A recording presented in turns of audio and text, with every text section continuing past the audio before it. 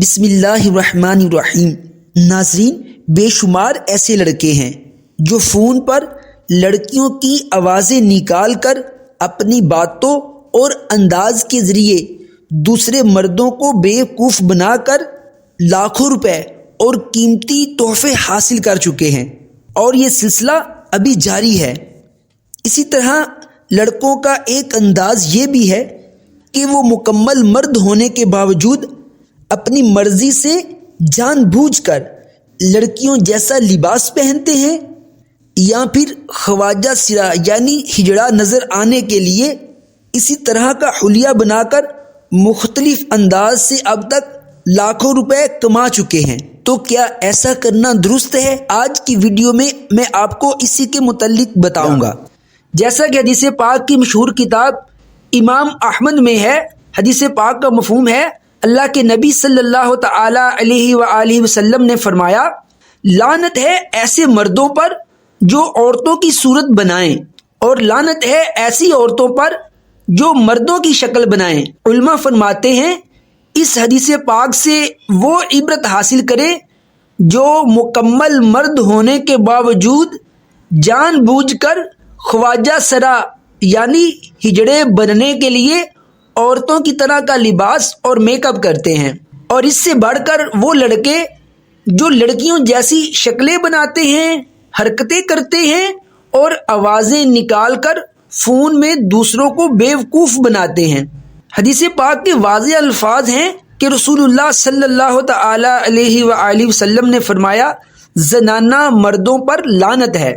مزید میں آپ کو مختصر یہاں بتا دیتا ہوں کہ قرآن و حدیث میں کن اعمال کے کرنے والوں پر لعنت کی گئی ہے۔ ان میں سے چند ایک یہ ہیں، جیسے کہ جھوٹ بولنے والے پر، گالی دینے والے پر، شوہر کو ناراض رکھ کر رات گزارنے والی عورت پر، کسی نیک پر جھوٹا زنا کا الزام لگانے پر، مرد عورت والا حلیہ یا آواز کا استعمال کرے تو مرد پر، اور عورت مرد جیسی صورت اور لباس پہنے تو عورت پر، آئیبرو کے بال نوچنے پر، جسم کے اندر رنگ بھرنے پر، جیسے لوگ ٹیٹوز بناتے ہیں یا نام لکھواتے ہیں، سود لینے والے پر، اس کے کاغذات بنانے اور گواہ ہونے پر، شراب پینے، بیچنے، خریدنے، اٹھا کر لانے یا اپنے پاس رکھنے پر، جانوروں کے چہرے پر مارنے پر،